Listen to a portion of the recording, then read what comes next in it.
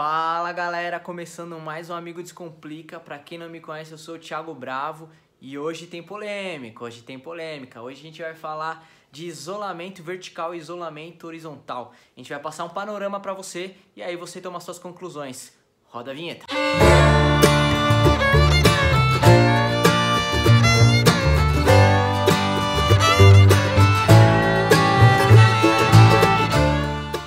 Vamos começar, eu já vou antecipar para vocês que o modelo do nosso vídeo hoje vai ser um pouco diferente, ele vai ser um pouco mais longo, porque eu vou trazer mais informações, mais dados, porque o nosso objetivo aqui é combater esse vírus e combater também a desinformação. Então o primeiro estudo que eu quero trazer para vocês, ele diz respeito e faz uma relação da gripe espanhola com essa atual gripe, né? Então vamos ponderar que esse estudo foi feito nos Estados Unidos, com 40 cidades diferentes lá dentro.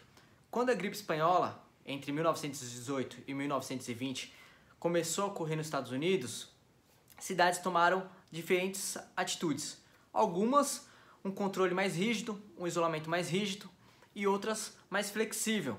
O que a gente pode aqui pontuar é a cidade da Filadélfia, que não teve um controle tão rígido e até mesmo teve uma manifestação durante essa gripe. Outra cidade que eu queria também falar é São Luís. São Luís, eles tiveram mais um controle rígido, fizeram um isolamento total da cidade e a partir desse ponto, dessas 40 cidades, e dando esses dois exemplos para vocês, a gente pode colocar aqui que o estudo ele concluiu que as cidades que tomaram precauções antes do surto dessa gripe puderam se reerguer economicamente e também nos seus trabalhos muito mais rápido quando essa pandemia acabou. Isso porque na gripe espanhola os mais afetados eram os jovens, que era a força de trabalho do momento, né? Diferentemente do que a gente está vivendo hoje, que são os velhos e as pessoas com doenças crônicas, né, pré-existentes. Então, o que esse estudo sugere é que medidas devem ser tomadas antecipadamente para proteger as vidas e também para a economia poder reagir mais rápido assim que toda essa pandemia acabar. Outro estudo aqui que eu vou trazer para vocês e que você já deve ter escutado é referente ao Imperial College. O que esse estudo está falando? Ele traz dados e muita informação de que no Brasil, ou então em outros lugares do mundo, mas ele traz pontualmente que no Brasil, se nada for feito, mais de 1 milhão de pessoas podem ser mortas até essa pandemia acabar. O que eu fiz?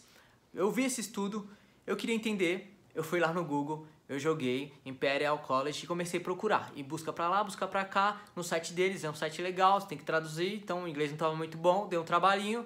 A gente começou a procurar e procura pra lá, procura pra cá, não encontrava. Até que eu encontrei uma matéria que falava do surto da pandemia em alguns países. Entrei nessa matéria, comecei a procurar, não encontrava também. Fui até o final do site, achei uma aba que ali trazia país por país.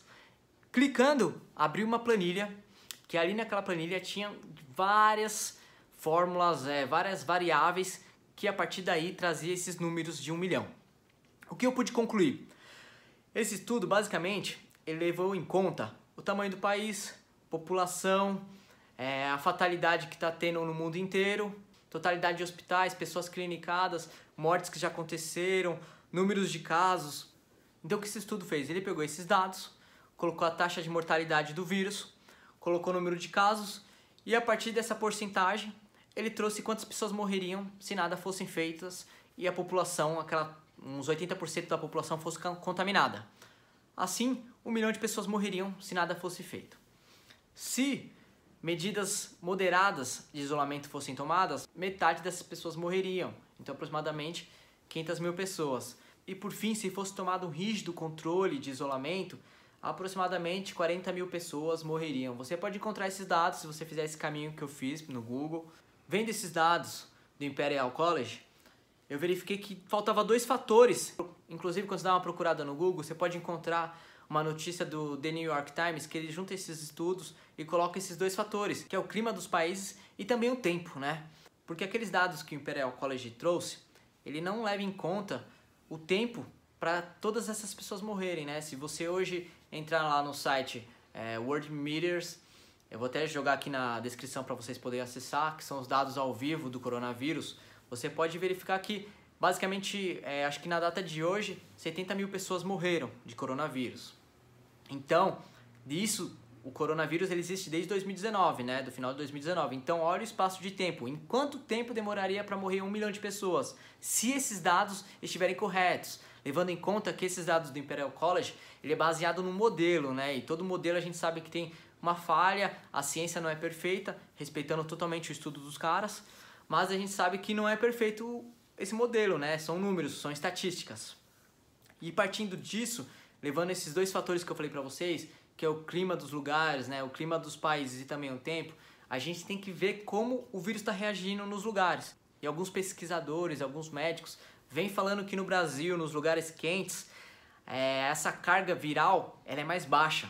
Então ela acaba matando menos, ela acaba contaminando menos as pessoas. Assim, a partir desse site que eu falei para vocês do World Eurometers, você já consegue ver uma diferença na reação do Brasil em relação aos outros países. Lá no site você consegue pesquisar país por país ou então todo o que está acontecendo no mundo inteiro, né? E você começa a comparar desde que começou o vírus até a situação atual, que no Brasil vem muito mais devagar, vem tendo uma reação diferente esse vírus aqui por causa do clima. A gente não sabe se realmente é por causa do clima ou se é porque as pessoas aqui no Brasil se higienizam diferentemente do pessoal da Europa, não falando que o pessoal da Europa não toma banho, mas é diferente realmente a cultura aqui de lá.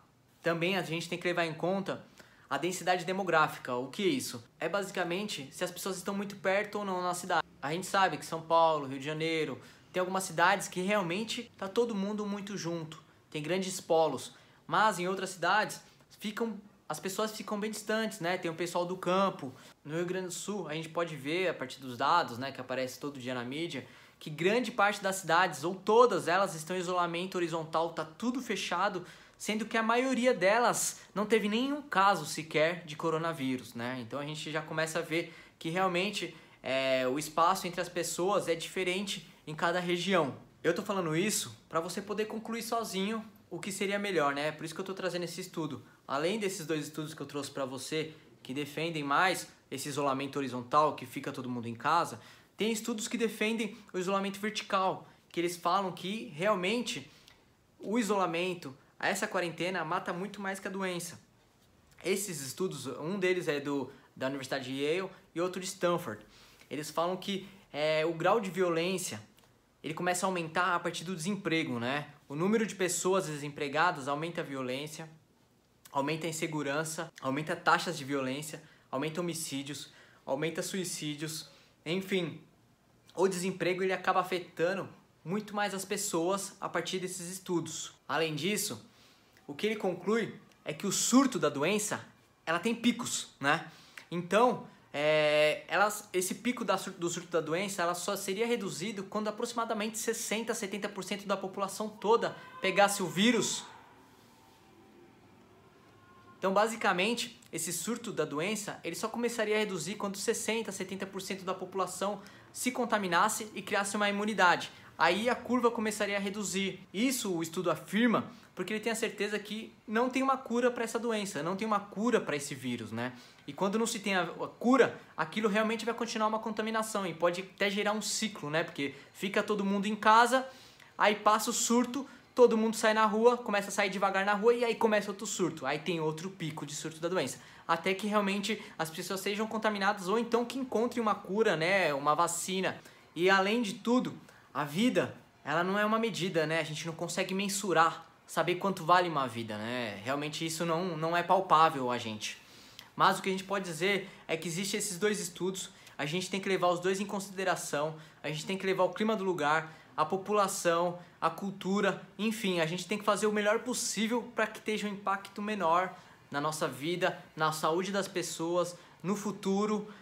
Eu queria trazer isso para vocês hoje, eu não sei se ficou claro, se vocês quiserem também pode deixar aqui nos comentários alguma dúvida, se quiser também saber de algum site, de onde eu tirei essas informações, pode entrar em contato comigo, a gente pode conversar. Por fim, cacete, panelaço. Por fim, eu queria deixar uma reflexão aqui para vocês, que tempos difíceis tornam pessoas mais fortes.